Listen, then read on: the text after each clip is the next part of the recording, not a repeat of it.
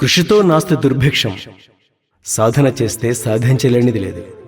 చిన్నతనం నుంచి కన్నవారి ప్రేమకు నోచుకోలేదు. ఎందుకంటే చిన్నతనంలో తల్లి చనిపోతే తండ్రి మరో వివాహం చేసుకుని తన స్వార్థం చూసుకోగా కన్న తండ్రి ప్రేమకు కూడా దూరమయ్యారు. ఒంటరైన వారికి అమ్మమ్మ ఒడిలో తల్లిదండ్రుల కంటే మిన్నగా ప్రేమనందుకున్నారు. నా పేరు రత్నకుమార్ అండి.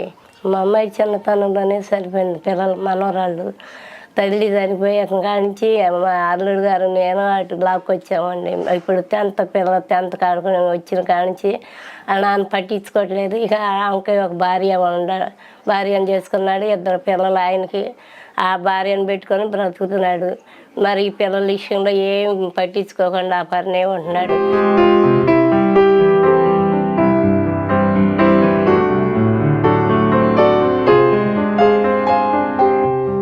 వృత్తిలో అమ్మమ్మకు తోడుగా చేదోడుగా ఉంటూ క్రమం తప్పకుండా కాలేజీకి వెళుతూ విద్యను మాత్రమే నమ్ముకుని కష్టాలను దాటుకుంటూ గురువుల ఆశీర్వాదంతో ఇంటర్ మొదటి సంవత్సరమందు 500 మార్కులకి 489 మార్కులు సాధించి అందరి మన్ననలు పొందింది రీనా.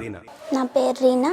నేను ఇంటర్ 2nd ఇయర్ ఆంధ్రలయాల కాలేజ్లో ఎంఈసీ గ్రూప్ చదువుతున్నాను. మా అమ్మగారు మేము చిన్న వయసులో ఉన్నప్పుడే చనిపోయారు. మా మమ్మీ గారు చనిపోయిన 1 సంవత్సరానికే మా డాడీ మళ్ళీ 2nd మ్యారేజ్ చేసుకున్నారు.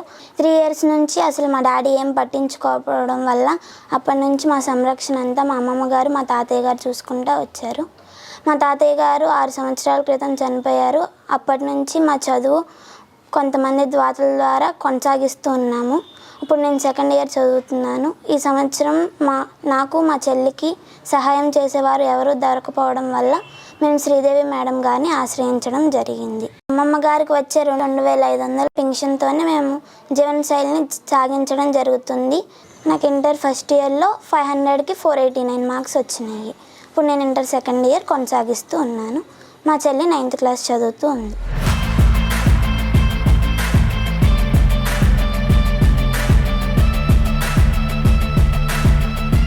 నా గోల్ ఐఏఎస్ అవ్వాలని, దానికోసం నేను కృషి చేస్తున్నాను.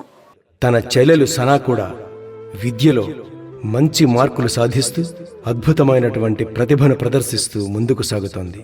ఈ చిన్నారుల భవిష్యత్ భావి తరాలకు ఆదర్శంగా నిలవాలని, ఈ బాలికలకు ఆ భగవంతుడు అన్ని వేళలా తోడునీడగా ఉండాలని మనం అందరం కోరుకుందాం.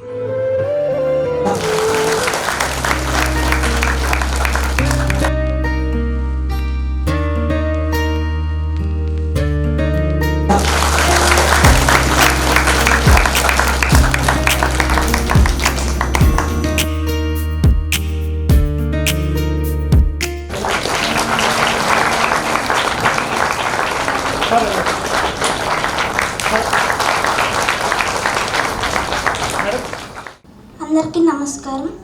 ఇక్కడ ఉన్న పెద్దలందరికీ నమస్కారం. అయిన వాళ్ళు కూడా సహాయం చేయని ఈ రోజుల్లో మా గురించి తెలుసుకొని మాకు ఇంత గొప్ప సహాయం చేసిన శ్రీదేవి మేడం గారికి చాలా కృతజ్ఞత కలిగి ఉంటాము. ఏమీ లేని వాళ్ళకి చదువే తప్ప ఏముండదు. కాబట్టి నా స్థితిలో ఉన్న వాళ్ళందరూ బాగా చదువుకుంటే మనకు ఎప్పటికైనా మంచి భవిష్యత్తు ఉండిద్ది. నేను ఎప్పటికైనా ఐఏఎస్ అవుతాను. నాలో ఉన్న వాళ్ళందరికీ హెల్ప్ చేస్తాను.